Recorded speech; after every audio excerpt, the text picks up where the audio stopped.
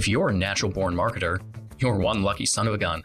If you're like most people, marketing, especially online marketing, is about as appealing as standing in a police lineup. The May Create team of creatives has transformed websites and digital marketing from craptastic to fantastic since 2005. Our podcast, Marketing with Purpose, makes sense of marketing so you can make purposeful decisions instead of carrying on with the same old crap you've been doing. And now your host, Monica Pitts, founder of May Create, with another episode on how to make your marketing not suck. Hello again, this is Monica Pitts. And Katie Gwen. Welcome to Marketing with Purpose. Today, I am going to do my very, very best to answer the incredibly elusive question, how to create a marketing plan in like less than an hour. Oh, I mean, it sounds like a feat. I think that this could roll out into a whole semester worth of content. Really. We're going to have a course based on this whole blog post. No, we might. Maybe someday if we ever get that LMS installed in our website. Nervous laughter. You just let us know. Hey, you know what? Seriously, if you listen to this podcast and you're like, man, this stuff is real and I need to know more about it, you should make an online course about it. Let me know because I would. Okay, so I talk to business owners all the time, and especially small business owners get very intimidated by the thought of making a marketing plan. There are so many pieces, and it's very, very easy to get them all tangled up. It's hard to wrap your mind around all of the individual pieces and make sure you've done enough, covered everything, not done too much. So from a big picture perspective, I want you to think of a marketing plan like a flow chart. Everything starts at the top and it's big. It's like why and who. And then it breaks into smaller supplemental parts with what and where, then when, how, budget, and outcomes. It's a flow chart. It flows down. I do actually have a worksheet that you can download to build these lovely flowchart parts. Now, here's the challenge though, is like I'm calling it a flowchart, but an actual robust marketing plan, like in our office, consists of a series of documents, processes and calendars, and even a project management system to keep it all organized. It's like a flowchart of flowcharts or something crazy like that. But I do have a template that you can download and use for these beginning steps. And then you'll probably, though, need to go out into a different area to really document all the individual little pieces of your marketing plan. Because, I mean, I wish it could be like this simple little flow chart, but these little boxes, like imagine, so it flows down, right? So you have why and who. And then you have what and where. Well, you could have 20 what and wheres. Mm-hmm. True. And then you could have a when underneath each one of those, and multiple hows, a budget, and outcomes underneath every single one of these things. And eventually you would have like these teeny tiny boxes. One pixel by one pixel. With one letter that barely shows part of it in there. Like it fits an L. It looks like the edge of a T. But nothing else. That's it. 2 dots. I think it's a T. I don't know. What would a 2-dot letter be like that? I don't know. Ugh, we digress. Mm-hmm. So the flow chart is this big picture thing that I use to help you understand how it all connects with itself. And whether you start in a flow chart and use the template that is downloadable at maycreate.com/resources, or you build it all in separate documents, all marketing plans need to have the 7 things that I just talked about. The first is why. And that's your goal, defining what you hope to achieve from your marketing activities. Number 2, who. Now, this has 2 parts. One part details your target audience, explaining who you plan on reaching with your marketing. And the other part outlines your brand message, who you are, and how you represent yourself in all of your marketing activities. 3 is the what and the where. These are the activities you plan to do and where you plan to do them. That one was way easier than the last one. But the good news is that once you outline your who, like number 2, you can use it. Unless your services or products change or your brand changes. I don't know what else you'd have to do. For probably multiple years. That doesn't mean that you shouldn't go back and visit it. Right. And think about it before you do all the other things.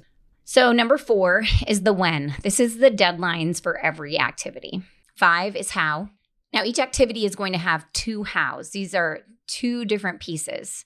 You have the deliverables, so what you need to do the activity and complete the creative work. And then you also have the ideas, the creative, to make the deliverables connect with your audience. So one of them is very black and white. Like That's the deliverables. Like the thing. The thing, yep, the checkbox.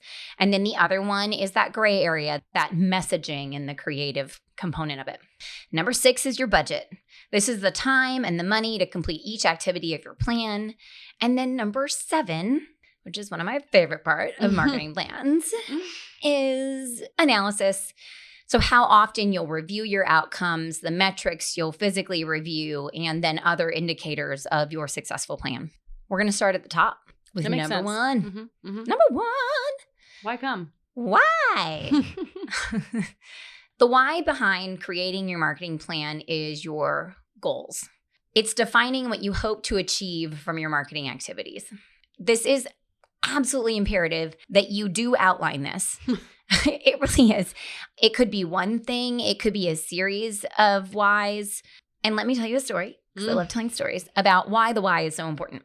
So I'm working with a law firm, and they called me and they said, oh man, I need to know, should we run an ad in this local magazine that's doing an issue about law firms? So I went through their goals. I was like, well, one of your goals is to reconnect with your current clients. And your current clients, do they read that magazine? And she said yes. And I said, well, then maybe this is a good spot for you, because they'll see your name again. They will tell you that they saw you. You will be in their minds, right? The other thing is they want to do more family law. And so before I could answer whether or not she should be in the magazine, I need to understand what they're doing with this magazine. Is it just going to be a gigantic glossy ad sheet with advertisements for every single lawyer in town? Because you're just going to get lost in the shuffle, in which case it doesn't really make sense to do it. But if this issue is going to touch on a lot of family law questions, how to choose the right lawyer for adoption, if they're answering those questions, then the people who open the magazine would be interested in family law, right? So then it would make sense to place this ad. And it's the same thing, like, should you, sponsor this event? Should you put your logo on the back of the T-ball t-shirt? It has to go back to your why.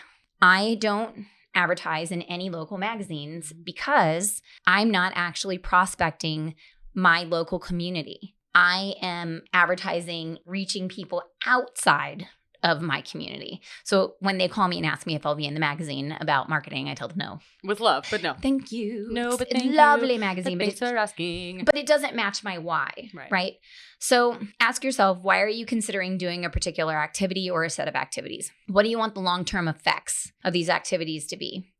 The goal should be specific, and you might have more than one. For example, if you have more than one division of your company, you would probably have a goal for each division.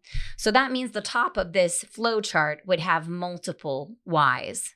Almost everybody has the goal of getting more business. I mean, that's probably why you're marketing.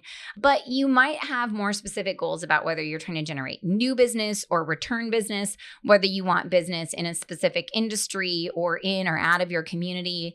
Think through all of these things. We want them to be as specific as possible. I also like to divide out those individual goals because as I'm building out the rest of my plan, I can see where my activities might actually support more than one goal. And that's great. Those are definitely activities I want to invest my time in, right? Your goals in this section don't necessarily need to be full-on SMART goals. And it sounds like I'm going against everything that I ever say about goals if I say that they don't need to be specific, measurable, actionable, realistic, and time-bound. Time-bound. Time-bound. I have time-bound. No idea, but I loved it.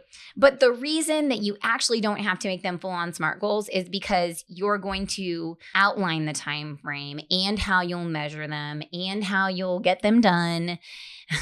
Like you're kind of achieving that goal just by doing this. That's the rest of your plan, right? Right.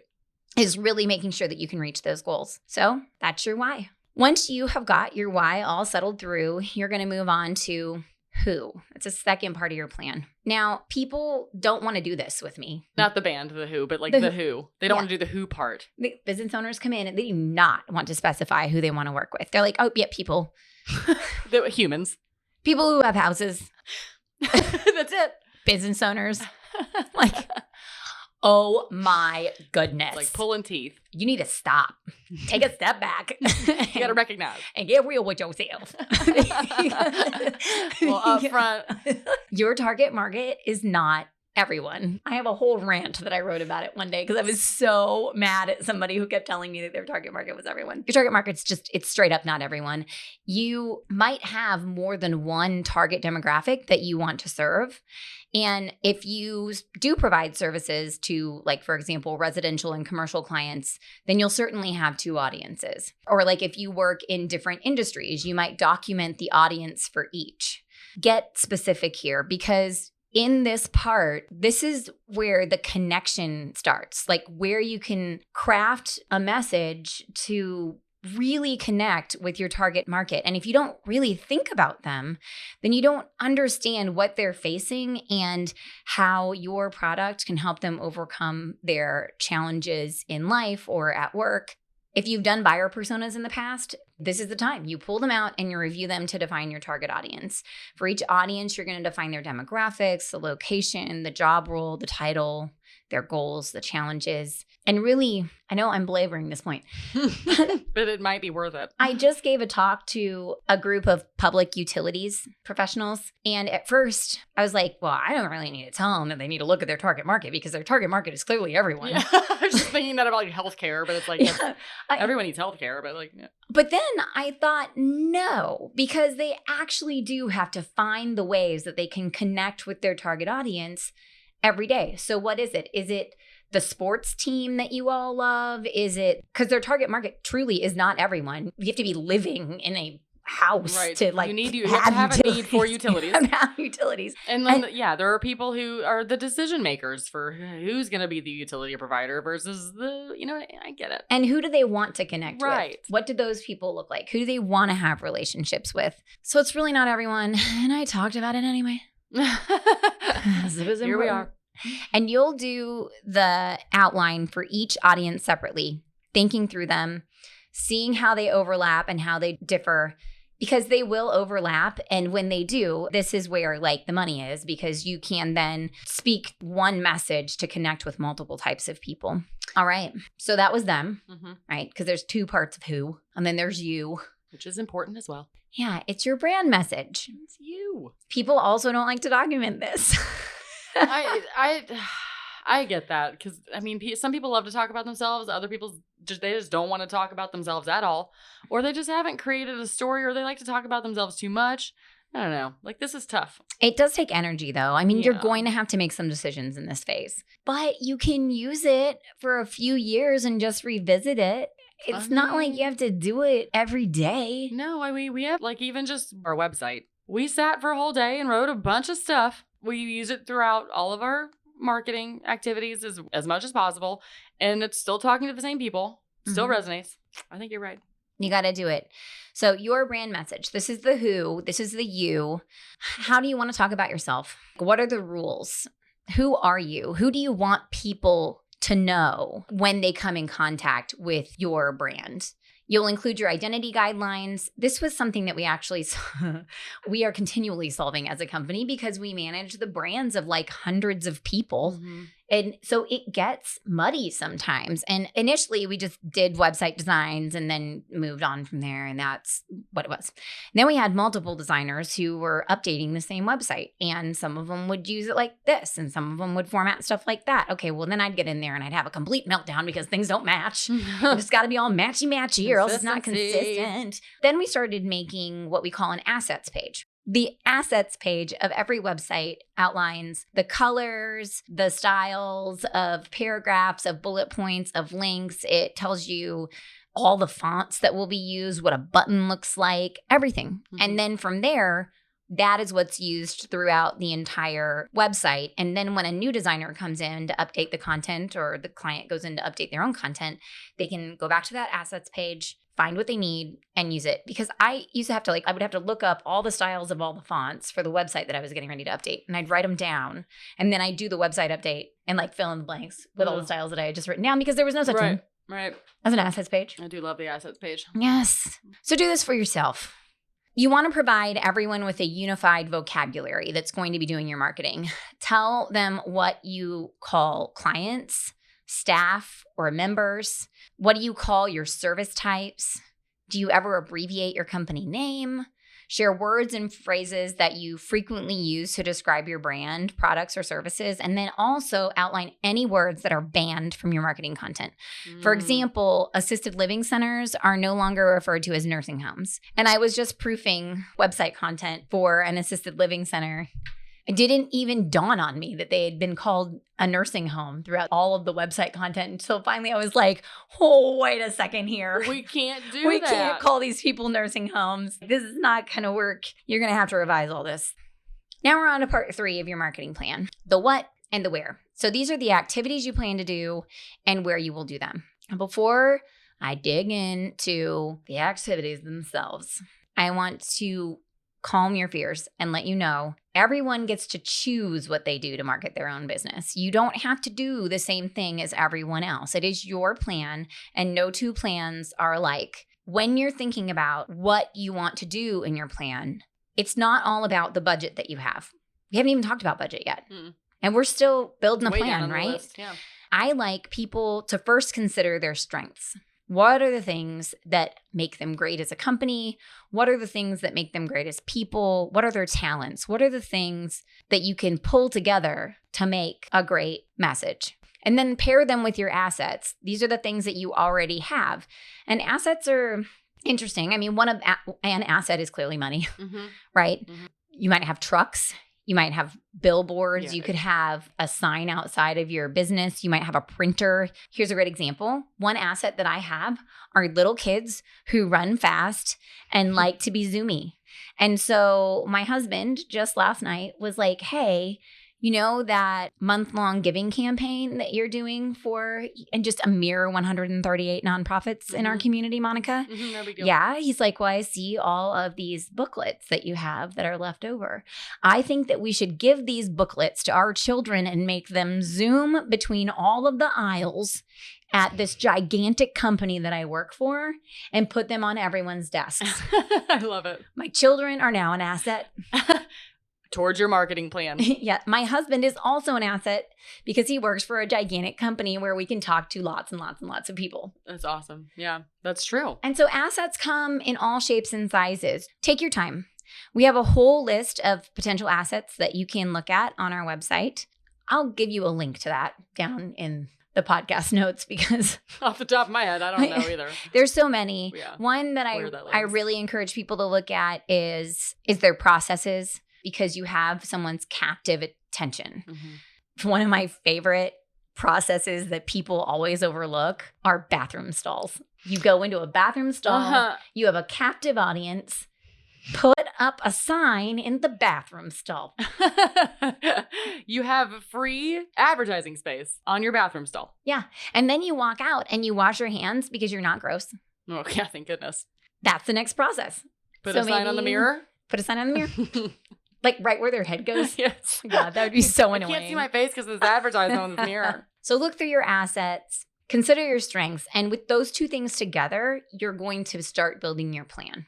As you're picking your activities, I suggest that you pair active and passive activities. Active activities are things like social media, email marketing, paid online advertising, even traditional marketing like direct mail and television commercials, YouTube ads. These are all active marketing. You are taking the initiative, you're reaching out, often interrupting people to gain their attention.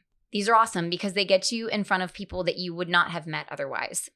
And then I pair them with passive activities, which is an activity that's available to people when they're ready. They find these things on their own, and that's your website, all of your directory listings, blog articles, podcasts, your videos on YouTube, all passive advertising, ready for people when they're searching for it. So you're going to reach out and talk to people with your active. You're going to sit back and just comb them in with your passive. Now notice that, you have all these activities, and I didn't just call this what. I called it what and where. Because you can't just say, I'm going to do social media. Not anymore. Well, not It used to be MySpace. And that was it. I don't know. Dating ourselves. Yeah, a little bit. You can't just say social media. Yeah, you can't just put what and then social media is underneath there. You need to say which social network and what you're doing on it. So it might be LinkedIn ad or posts on Facebook. If you're going to attend networking events, you don't just say trade shows. You're going to document the actual trade shows that you will attend. Mm-hmm. All right, so we're on to part 4 of your marketing plan. That's the when. So you've got all the things you're going to do outlined. And now we're going to have to break them down into bits. And we're going to have to put a deadline with each activity. So in your timeline, because this is what you're making a timeline. When are your events? When will you run your ads? When is the ad due to the printer? When do flyers need to be printed in order to be mailed on time? When do you plan on mailing them? I like to work backwards. I start with the due date and then I work back. So that way I know when I need to start it. That way I've given myself enough time. And this is another reason why having a plan is so important. Because if you don't plan anything out and you don't have any deadlines next to anything and you haven't thought through what you need to do for your trade show, then it's going to be the day before the trade show and you're going to be like, oh my gosh, remember that idea that we had at the beginning of the year about how we were going to have like this little app and that people were going to be able to fill it out and we we're going to get all kinds of leads and it's going to be so great and we're going to see so fashion forward and amazing and it's going to take 100 hours to build the app and the trade show's in 2 days. Guess what you don't have? That app. Yep. Ain't gonna bring it. No, you don't want it. Sorry. So also in this step, you're going to outline the frequency with which you'll do the activities. So this section of your marketing plan might look similar to there's a title at the top. It says 1 printed brochure for Association Trade Show August 1st. The creative is due June 15th. You have to send it to print July 1st. And then you need it in hand by July 27th because you're going to the trade show on August 1st. And if you're doing tons of activities, then you'll probably need to house your timeline someplace else. The challenge with creating a timeline in a Word document or in a spreadsheet, which is a lot of the times where your marketing plans start, is that they don't time block themselves very well. I really, really suggest that you put this on a calendar to make sure that you have enough time to do all the things that you want to do. If you have everything just hanging out in this lovely document that you spent all this time making, if you're not checking that document regularly, you will forget. You will forget your deadlines and then they won't happen. So putting them on the calendar, just make sure they get done. If you don't set your due dates, then don't be mad when they don't happen because life is going to get in the way and your accountability is going to slip and you'll work in your business instead of on it because the squeaky wheel gets the grease, right? What part are we on now? Is this number 5? If when was 4, then how is 5? So how has 2 parts. You have deliverables and you also have creative. So when I talk about the deliverables of your campaign, these are the physical things that you'll be producing and the items that you'll need to make that end product. Like we said before, deliverables are checkboxes. They're black and white. Did you do it? Did you not do it? Do you have it? Do you not have it? You leave all the gray area for the creative section. You'll outline the end products and all the things that you need to make it. I know it seems crazy. You feel like you should just be able to put newsletter. Right. Newsletter is the deliverable, right? And so I just put it on the calendar. It says newsletter. I'm going to make the newsletter. Here's the deal though. There is nothing worse. It is incredibly defeating to sit down to design something and realize that you don't have all the things that you need to put in it. Oh my gosh. I've never experienced that. Just kidding. It is awful. I can say it from takes experience. forever. It does. And then you're not going to get it done on time. Yeah. I'm sorry, because if you have to write 4 articles for your newsletter and you have to go out and take photos of employees on the job, that doesn't work. Yeah. And then not to mention, have you thought about how long it's going to be and what it's going to be printed on? And you wrote those 4 articles and then you found out it had to be printed on this paper and it can only be this long. And I have to go through and read all those articles and edit it and crop it. Or you didn't check the price for the printing and you made it whatever size that you wanted to. And then you realize you have to pay twice as much than you thought. quite frankly, $3,000 more to print the custom size thing. And you're like, what just happened here? Yeah, that's an expensive mistake. All right, so resize that thing. Yeah, sorry. Welcome to the never-ending project. Yeah. And then it goes from something that you were kind of excited and jazzed about making, or maybe you were loathing just a little bit and not wanting to do, but you were going to trudge on through it. And then it becomes like this massive, awful headache and you never want to do it again. No, so it's in the planning. And we will definitely do more podcasts on project management because I want to bring in our project managers too to talk about it because Katie and I are great at a lot of things. Project management is probably not on my list. At the top of our list of skills. So if you were going to do a printed newsletter, you would need to know how big is it going to be, like physically, the size of it, for the template of the document, how many you're going to print. Do you have all the mailing addresses? Are they ready? Where are they going? Are they in boxes in the garage, or are you going to export them out of your billing software? And think about these things because they take time. Mm-hmm. How are you going to handle the postage? With that newsletter, you're going to want to outline what's going to be in it. And these are check boxes. Remember, it's not the creative so much as how many articles will be in there, how many words will each article be, what types of photos, what orientation should those photos be? Should they be horizontal or vertical? Are you going to do illustrations? If you are you going to make them yourself or are you going to hire somebody to illustrate for you? Really think through all of these individual things so that when you get ready to do this work, you don't have to rethink it. We are not invaluable beings over here. We make mistakes. The best too. part about being human. We just make less rookie mistakes now, right? Yeah, it's what we've learned. We've learned from our mistakes and therefore are passing this wisdom on to you. The second half of the how is the creative. And this is my favorite part. Hey, me too. It took us forever to get down here, but this is what I really, really like. It's not that it's less important. It's just this is where it belongs in the process, people. This is my favorite part. Me too. And okay, so some people start with deliverables in the how, and then they work down into the creative. And then other people start with the creative, and then they work in the deliverables. I'm like 50-50. Sometimes I'm going to be like, I think this is the message that we need to tell people to make sure that they really understand what's going on. How am I going to spread that message? And then that turns into my deliverables. But there's other times, like just yesterday, where I'm like, all right, we've got an event on Facebook. We're going to boost the event. We're going to run an ad on the Google Display Network, blah, blah, blah, blah, blah. All right. What's going to be on those things? Yeah. You know? Yeah. It doesn't matter which way you do it. You just need to do it. Mm-hmm. And that creative is this awesome gray area, and it's not filled with check boxes. You can outline everything from colors to tonality here. So things like social media topics to post about, ideas for blog posts, taglines for ads, concepts for your trade show banners, all those things go in this creative section. I encourage you to document every single idea that you come up with, even the stupid ones. Oh, yeah. You need to get the stupid ones out of the way. Otherwise, they just loop around and around and around in your head. And you just keep coming back to them. Yeah, get them out. Yes.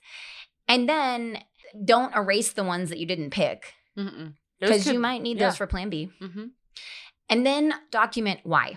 That is one of the most challenging things is when we don't document why.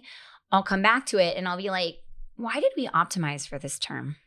Like what was our goal here? Yeah, we have this title for this blog post that I'm supposed to be writing right now, but I don't even know if it's important. And it was important because it had a huge search volume and there's all kinds of people looking for this information, but I didn't document that and so I can't remember. And I do feel like that documentation is really important.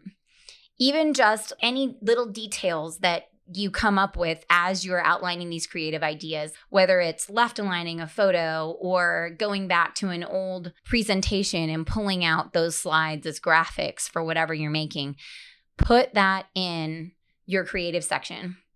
When you're in the mindset of planning, like all this magic happens and you like are in this spot where you can really concept this stuff and it's great. Like I said, it's magic. It's like there's fairy dust just like floating around. And and there's like people like fairies floating and singing, and then Wonder Woman comes in and she gives you a high five, and there's all these amazing things that happen. And then when it's an ordinary Tuesday and you just dropped your kids off at school after like a terrible morning when they refused to eat their breakfast and refused to go to school, and then you couldn't find one of their shoes. And you find their sandwich underneath the seat of your car after you already dropped them off is not very magical. Specific. It's a very specific example, Monica. That is not magic. Like everybody has those mornings. Yes. And then you come in and you're like, all right, well, I'm slated today to work on this marketing stuff. I have scheduled creativity time. Ugh. I know. And then the attitude that I'm in, I look at this task and it says, write a blog article about how to make a marketing plan. And I'm like, that is the stupidest idea I've ever heard. I don't even know what I would say in that article. But here we are. I have all the details Yes. already outlined.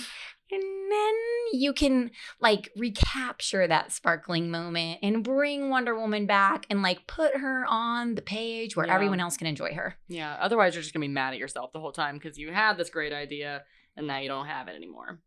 Or you can start drinking tequila. That's also a good plan. I feel like drinking tequila or whiskey or, whatever is your choice, mojitos or whatever, really Mojitos. inspires creativity sometimes. So It sort of puts me to sleep. it can do both. I always joke about drinking tequila in the office, but I never do because after like 2 shots of tequila, I'm ready to take a nap. Yeah, so that creation I was talking about, it creates a very tired feeling. Yeah. It's very creative in that way. Oh, okay, so instead I get coffee and chocolate. Mm-hmm. Those are my work Stimulants vices. of some kind, I leave the tequila for at home. Fair. Or the beach. And someday, that could be one and the same. Yeah, like if we ever fulfill our goal of having a Make Create Beach house. Speaking of beach houses, if we were ever going to have something like that, we'd have to put that in our budget. It's true. And true. And budget is the 6th thing on the list, I think. It is. So budget is the time and the money that you need to complete each activity in your plan. Now, a lot of people think of budget as just money. Now, in all cases, money definitely needs to be documented as part of your budget. How much money are you going to spend on each ad? How much does it cost to print the newsletter? Those costs all affect your bottom line. And your productivity at work also affects the bottom line. At a certain point, if you're not seeing returns on marketing that you're investing a ton of time in, even if that marketing is free, I'm doing like the air quotes. Yeah, like blogging. Like it's free to write. Yeah, I mean, but it takes 3 to 6 hours to write a blog post. That's So billable hours, people. that's like, and for me, I can bill out at $100 an hour. So every time that I write a blog post, I'm paying like myself. I'm not paying. What? I'm I'm sacrificing. I don't get $300 in to write a time. blog. No. Maybe I should. I should talk to my boss about that. This is falling apart a little bit, but go on. I think we were skewing away from that main point there. She But seems nice. I think we have a lot of things in common. hold on. Monica's writing herself a check right now for $300. Hold on. It is an opportunity cost of $300 to $600 every time that I choose to write a blog post. So it's not really free. No. Then take each deliverable from your how section and you're going to make a guess about how long it will take you or whomever it's assigned to do each item. So you'll either have a cost associated with each deliverable or you will have a time element associated with each deliverable. How long will it take you to write 4 social media posts a month? How long will it take you to photograph your staff for your staff highlight? You do not want to underestimate. You could be feeling optimistic. Just add a minimum of a half hour to every single thing because it always takes you longer than you think it will. Like the file might not open right or the internet could crash. All these things happen and it just is what it is. Mm-hmm. You're not only estimating your time so you can understand what it costs you to produce your marketing. You also need to estimate your time so you can set expectations for yourself and for your managers. If you're the worker bee who's producing all of this marketing stuff and management just thinks you're like poof, creating it out of thin air because they think you are. Yeah. They don't really have don't know. any idea how long it takes to do the things that you do. None. Like we're not exaggerating. I know. It's difficult to set their expectations about how much they can receive from you in a given time frame if they don't know how long it takes you to do something. So if you understand how long it takes you to do something, then you can share with them and help them understand how long it takes you to do something. And then together you can compromise about what needs to be done now, what needs to be done later when they realize 2 days before the trade show that they need to have an app built. I just break it down to the smallest things and then I assign time to every single little thing. That makes sense. And then you can, even if you're doing it in a spreadsheet, then you can have it automatically total at the bottom and you have a total number and you know exactly what that'll take. Spoken by a true spreadsheet worshiper. Mm-hmm. And I also feel like tracking your time and estimating your time in a project helps you quantify some of your feelings of defeat in the middle of the project. Because it can go from, oh my gosh, this feels like it's taking forever. It didn't take me this long last time, to it is taking more time than last time because of X. Mm-hmm. You don't know unless you track. And if you're a marketer and you're ever going to like try to get a job with a marketing firm, you're going to have a clue of how long it takes you to do things. This is a skill that a professional marketer should have, that a mature marketer knows. You know how long it takes you to do something. We're on to number 7. This is the final, second favorite piece, for me at least, of building a marketing plan. You're going to outline the key metrics and the success indicators of your efforts. Because any marketer worth their salt understands that tracking is the single biggest component to a successful marketing campaign.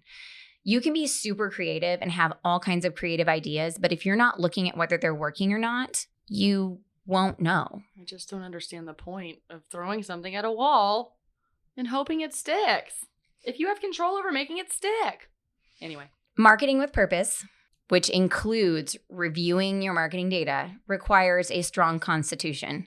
I'm not saying it's easy. Sometimes it hurts your heart when you look at something that you thought was so right and it's wrong and it hurts. Mm-hmm. You will get it wrong. Yeah. Humility is a really key trait at this point. We get it wrong. Mm-hmm. We're telling you right now. Literally pay us to get it wrong. Yep. And fail fast and fail forward, because that's how you learn. And that's why we review Google Ads every single week. We're looking at that data. We're looking at the keywords that come through every single week, because if we are belly flopping on thousands of dollars for someone else, we need to know. Yeah. And we need to know fast, because Yeah. we can turn them off and it's not a problem. Mm-hmm. But if you're not looking at it, if you're backing away from reviewing your numbers, could be wasting a lot of money and time. yes. Just saying. And marketing is just like a grand social science experiment. Mm-hmm. You try one thing and then you try another and you see if it worked out. You don't know if you're winning if you're not tracking. Yeah, and my husband always says that he always gets really upset about like diets and fads and whatever. And he's like, I don't care what you do. If you're going to do something, track it, of course, but also dedicate a little bit of time to it before you just hop around. Give it 3 months and see if it works, or whatever your time frame is. Make your decision, try it, track it, see if it works. But if you're going to make the decision, push forward. Give it your all. Because you're making a commitment to your marketing by making a marketing plan. And now you'll have to decide how often you'll review it and what success looks like. If you don't outline what success looks like before you start reviewing it becomes really daunting, because you're not sure what to look at and you get lost, especially if you're looking at it in its native environment. So if I don't know what the measure of success is for a Facebook campaign, I get in there and I just get lost. Yeah. There's so many places to click, so many things to sort through, but I don't really know what I'm looking at. Not to mention their metrics seem to change every month. Like, I don't know. I'm just saying. They do keep changing their like, algorithms. I was like, what is this metric? I've never seen this before. Anyway. Oh, God. Sometimes I wish I could never do Facebook ads again. Sorry, Facebook. We mean it, but Every month, I'm like, do we have to keep doing Facebook ads? And then Julie looked at me the other day. She's like, well, Monica, we have to meet people where they are, and they're on Facebook. you have articles that say that you wrote you wrote those articles. Thanks, Monica. Julie. Thanks. I just don't want to do it anymore. And she's the one who has to deal with the interface. She's the one building the ads and everything. She's the one's job security. Yep. How dare she? How dare she? So for each activity you outline in your plan, you'll have different data available to you to determine the success of those activities. The more traditional mediums like print or even like networking events offer really limited tracking, but you can look at things like call volume, website traffic, as well as leads, and see if you can correlate them between the dates of when you're running those ads or going to networking events. For online marketing, oh my goodness, I'm going to have to like really dig into this in another podcast because there are so many things to look at. It is very, very trackable. It's like a vortex of tracking. There's so many metrics you can review. So many, in fact, that Shaking my head with later my on. eyes wide open right now. That's how many there are. But I really like to make sure I understand what those metrics are, what's important to the success of the campaign, so that when I go in and I review things, I actually know what to look for and I don't feel lost. I feel in control. Now, not everything that you review has to be reviewed at the same frequency. I like to look at online ads weekly or bi-weekly, depending upon what the budget on those ads are. If you're spending a lot of money, you should look at it a lot. And especially if you just started it. If you're spending a lot of money and you just started it, you should look at it a lot. Now, I look at things like social media, email list growth, sales, website metrics monthly. Now, if you have a huge social media following and get thousands upon thousands of impressions for every single thing that you post, then you may actually want to look at that weekly or daily. We do have people that look at social media every single day. I don't, because I'm the manager. I'm not actually the doer. But understanding how frequently you need to look at things is important. So those are the 7. Those are the big 7. We reached the end. Yes. It's real. Those are good 7, though. So final piece of advice from a lady who has messed it up, clearly, a time or two. You heard about some of our horror stories earlier. Review your plan, right? And don't be afraid to go back and adjust it. You can't be emotionally attached to your marketing plan. Your first answer could be wrong, and that's okay, because you're going to document all the alternatives as you document your plan. So that way, when something fails, you have option B to go to, and all the details are there for you to pick it up and move forward with it quickly. All right. So let's I feel like I need to like just relist the 7 before I let you guys go. It'll help. Okay. So 1 is why, what you hope to achieve from your marketing activities. 2, you're going to document who. That's you and your brand message, and also the target audience you're trying to reach. 3 is the what and the where. These are the activities you plan to do and where you will do them. 4 is when. These are your deadlines. 5 is how. What are the deliverables? And what are the creative ideas that are going to make those deliverables awesome? 6 is your budget. That's the time and the money to complete each activity in your plan. And then 7 is the analysis. How often will you review the outcomes? What metrics will you look at? And what are indicators of a successful plan? When you're creating your marketing plan, if you're feeling overwhelmed, remember you can just break it into smaller steps. These 7 areas are meant to guide you through formulating a plan that's realistic and attainable, one that you can use to actually grow your business.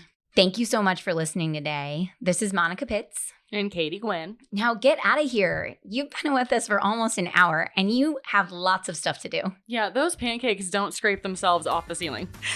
Go forth and market with purpose.